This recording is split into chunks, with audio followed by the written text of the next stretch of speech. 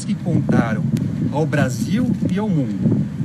Diante das arbitrariedades cometidas pelos procuradores e por Sérgio Moro, cabe agora à Suprema Corte corrigir o que está errado, para que haja justiça independente e imparcial, como é devido a qualquer cidadão. Tenho plena consciência das decisões que tomei nesse processo e não descansarei enquanto a verdade e a justiça não voltarem a prevalecer.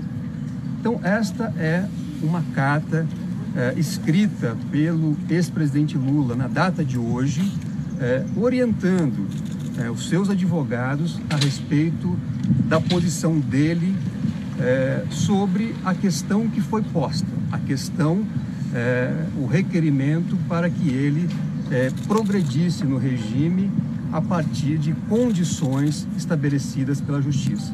O ex-presidente Lula não reconhece a legitimidade do processo e da condenação que foi imposta a ele pelo ex-juiz Sérgio Moro e que depois foi analisada em parte pelas instâncias superiores, a partir de elementos coletados pela condução do ex-juiz Sérgio Moro. Então, essa é a posição do ex-presidente Lula, agora materializada numa carta que ele escreve para deixar clara a sua posição.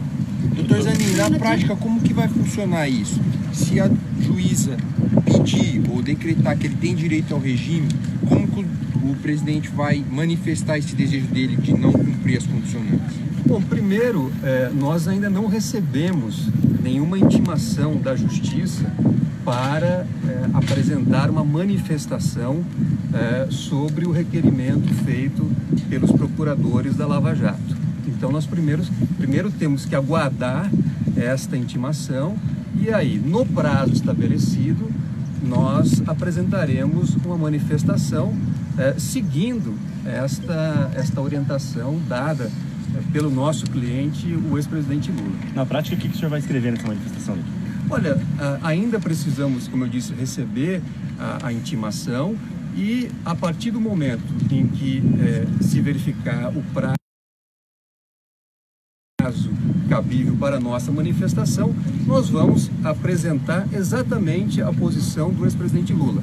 Ele não aceita qualquer condição imposta pelo Estado, porque não reconhece a legitimidade do processo que o condenou e que o trouxe ao cárcere, onde ele está nesse momento. Diante dessa manifestação, ele corre algum risco, por exemplo, de regressão? Ele pode legalmente descumprir uma determinação que venha a determinar a progressão de regime dele? Olha, não se está cogitando de nenhum tipo de descumprimento, está se cogitando sim numa decisão tomada pelo ex-presidente Lula que, a partir do momento que ele não reconhece a legitimidade do processo e da condenação que foi imposta a ele, ele não está obrigado a aceitar qualquer condição do Estado. O que ele deseja, e também é aquilo que nós, como advogados, já pedimos, é que a Suprema Corte possa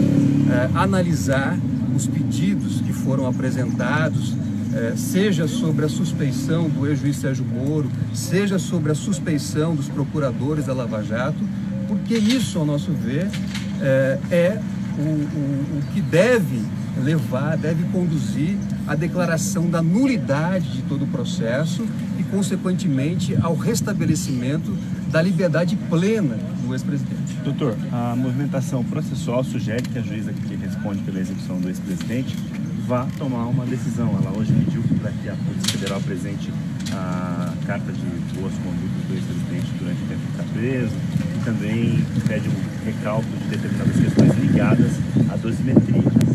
A partir da decisão, se o presidente, por exemplo, não cumprir uma virtual decisão dela dizendo que é para ir para casa, com tornozeleira, sem tornozeleira, com alguma restrição cautelar. A partir disso, se o presidente não cumpre, ele estaria descumprindo a rigor uma decisão judicial. Vocês trabalham com essa hipótese? Não, eu não vejo como uma situação de descumprimento de uma decisão judicial. Como eu disse, nós ainda vamos apresentar uma manifestação. O que o ex-presidente hoje nos orientou é que, diante do caráter ilegítimo do processo, da condenação injusta que foi imposta a ele, ele não aceita nenhuma barganha em relação a condições que eventualmente venham a ser estabelecidas pela Justiça. Esse é um direito dele. O Estado não pode impor ao jurisdicionado nenhum tipo de condição. Obrigado, pessoal. Doutor, a última. Uma eventual decisão dele por sair, por exemplo, ela tornaria sem efeito os recursos que estão à espera de julgamento na instância superior? Não, de forma alguma. Aliás, nós pretendemos reiterar à Suprema Corte os pedidos que já foram apresentados. Nós temos habeas corpus pendentes de julgamento que foram protocolados desde o ano passado.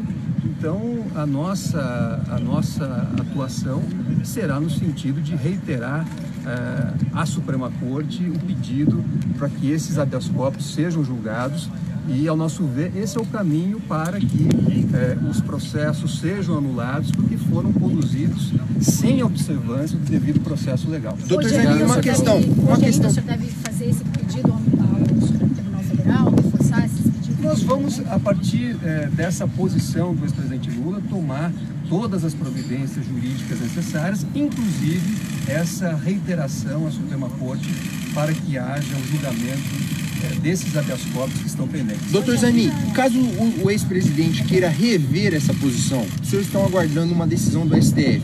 Vamos dizer que o STF julgue o recurso de vocês de forma contrária e o ex-presidente não tem o processo dele anulado. Ele poderia rever essa decisão dele juridicamente? Olha, agora eu toco uma condição ou isso não? Olha, isso eu acho que seria, na verdade, um exercício de futurologia. No momento, essa é a orientação do ex-presidente.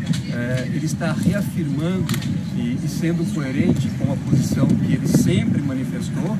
E nós vamos agora implementar essas orientações no campo jurídico e aguardar as respostas necessárias. Obrigado, pessoal. Obrigado.